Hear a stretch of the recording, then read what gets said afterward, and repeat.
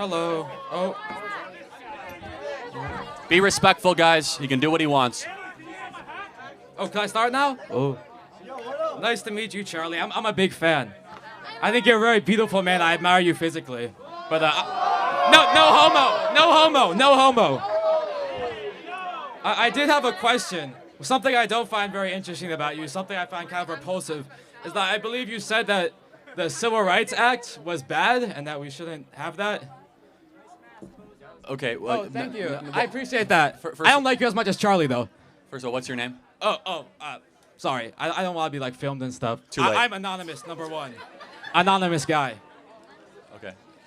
Well, hello. Nice to meet you, anonymous guy. Thank you. Nice to meet you too. Yeah. I believe in part of the essence of the Civil Rights Act went way too far, way too wide. Oh, how did it go too far? Well, for example, it created an entire civil rights leviathan that gave us affirmative action. Civil rights leviathan? What do you mean? Yeah. So if you can let me finish three words in. Sorry. It allowed the Department of Justice to go after people that have different skin color, aka white people, and prevent them from getting jobs in college admissions. You have a job. I'm sorry? You have a job.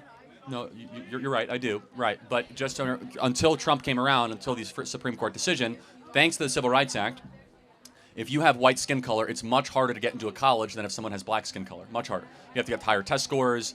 It's a much harder pool, largely thanks to the precedent set by the Civil Rights Act. Not to mention all the trans stuff that we're seeing. We're seeing men be able to win trophies and medals from women across the country, and they use the Civil Rights Act to justify it. Okay, I think I see where you're coming from. So you think that it's harder for white people because black people they could have lower tech scores again? It's not what I think. It's the fact. That's what you're saying. Okay.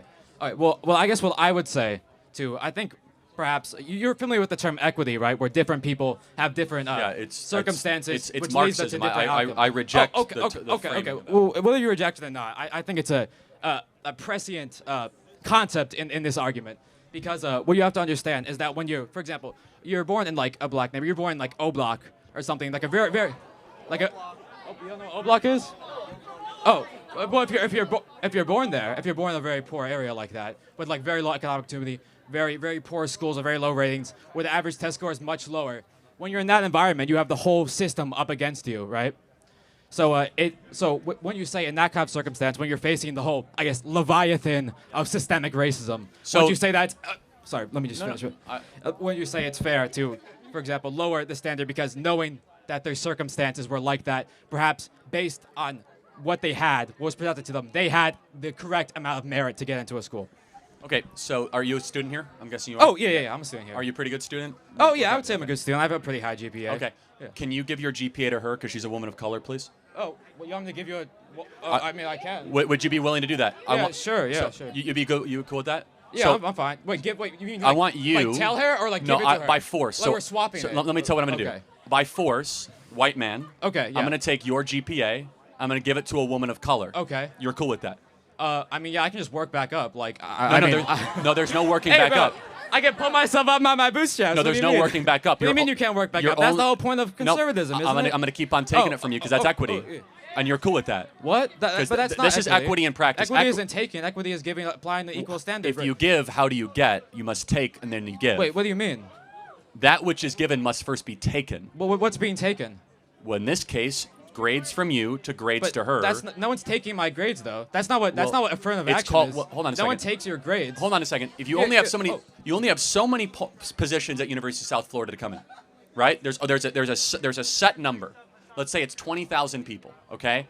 And we're gonna say we're gonna lower the test standards so that somebody that's a woman of color can come in, and therefore it's harder for you. So it's a higher bar for you, lower bar for them. Definitionally, that's a redistribution of test scores to somebody else, just by the definition. And you're okay with that? Well, I guess I would ask then, if we were to do what you're doing, I guess that's what's happening under Trump, right? Well, no, it's actually been happening the last 40 years. Okay, actually, yeah, whatever. Okay, so when you say that, if you do that, then, well, black people aren't going to get into school, and then they won't be able to uplift themselves. They won't be able to have prosperous families. They won't be able to, equalize the economic status because you need to give them a little jump start. You know, you have a car, right? How is that? Well, no, now I know who you are. No, it's good. But no, how has that worked the last 40 years? We've had robust affirmative action. No. We've had hiring practices. Has it made black America more successful? I can answer that easily. It's because sorry. It's because sorry. What am I going for? I don't know. You're a funny guy. So what happened is, even after the Civil Rights Act, you know what I believe the term is massive resistance. It was a movement in after the Brown versus Board of Education in Virginia, where essentially the legislature, which was still white supremacist, which is still extremely racist, they decided that no, we're going to do everything that feasibly possible within our means to stop black people from going to white schools. You even see this in I believe it was the Little Rock Nine, right? Even after it was legalized at the state level, white supremacist mobs still mobilized to prevent it. So even if it de facto it's gone, de jure it still exists. Let me ask you a very simple question. Yeah. A term you keep on throwing around. Got you. What is racism? What is racism? Ooh, that's a very complicated question. But no, it's not. I mean, there's a simple answer, and then there's the highly theoretical answer. Give me the simple. The simple answer will essentially be because we have like different skin colors, that he's treated a different way than me. He has like a different upbringing than me. No. But what is racism in practice? It's discrimination. Based on the color of the skin. Based on the color of the skin, yeah. Got it. Thank you. So isn't it racist then to penalize white people to come into college or to get jobs based on the color of their skin? Well, no. Wouldn't that be racist? So you're arguing for a very racist policy, which is that we should actively discriminate against people based on the color of their skin, which is affirmative action and DEI in practice. I just disagree with the premise that you can do like anti-white racism because Wait, can you be racist against white people? No, bro, I'm a cracker, bro. What the No, you can't be racist towards white. Bro, there's so many crackers here, bro. There's your clip, bro. There's your clip.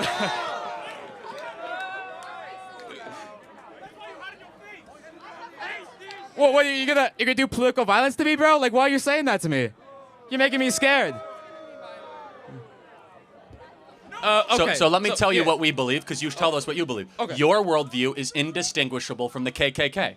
That you want to organize the world based on skin color. We want to organize the world based on merit and character, based on how hard you work, what you bring to the table.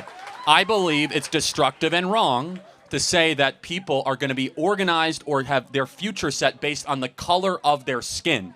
I think it's tribalistic. I think it is divisive, and I think it hurts the excellence of a country. You asked a question, well, how are we going to help other communities? You know how you help other communities? Stop pandering to them and start treating them like individuals made in the image of God, not tribes to be organized for political purposes.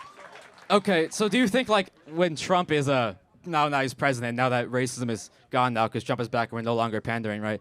Do you think that the conditions of black people, do you think O Block is going to become, like, a much nicer place? Do you think that these very downturned sort of black neighborhoods that have been sort of left behind, do you think they're going to become revitalized now? Is that what you think is going to happen? Yeah, they'll do better, for sure. Do you think they're going to do better? Now that we've stopped helping them, they're going to do better. Well, see, that's an interesting thing. Because that seems like contradictory to me, just on basic logic. Well, actually, black Americans under Donald Trump in the first term saw the greatest economic renaissance that they saw since the 1950s. You don't think highest that's due to wage Obama, increases, lowest unemployment, revitalization, amazing investment in their communities, opportunity zones. But that's when we had affirmative action, so wouldn't that be bad? Well, again, we actually got rid of affirmative action now. But it's going to do that even was better. now, but I'm talking about before. Those are before. unrelated things, though, just to be perfectly clear. They don't seem unrelated to me. Well, affirmative action policies addressing racism. They seem affirmative action is, again... So, I'm sorry, I don't mean to interrupt you. No, you are. That's okay. I'm sorry. Affirmative action is largely federal government hiring practices and the adjacent institutions. I think that all communities will do even better when we stop living under the soft bigotry of low expectations. Inherent in your argument is that we have to pander to certain communities based on the color of their skin because they can't do as well as white people. I reject the premise. I think that we should try to say, I don't care about the color of your skin. I care about what you bring to the table. And stop pandering to people based on special criteria, points, and acceptance to college, saying that we're going to make it easier for one group and harder for another group. I don't think it's pandering, though. I think it's understanding. Okay, but do you think that circumstances and working based on that? Do you think that we should have black-only dormitories in America? No, why would I want that? Okay, well, there's hundreds of schools that have those, actually. What do you mean black only? Like, they're not, white people are not allowed in. No, at white all. people are not allowed White in. people, yeah, that's why I said white people are not allowed Correct. in. We have black-only graduation ceremonies across the country. Well, This those are is- from well, I believe those are most likely at like HBCUs, right? No, like the University of Michigan has Michigan one, has an Yale all-black has dormitory? one, Harvard has one. So we're agreeing that is wrong. That is the furthest extension of hyper race obsession. So you could choose one or the other. You can be race obsessed or merit obsessed. We as conservatives decide to be merit obsessed, to build a country based on how hard you work and what you're able to deliver.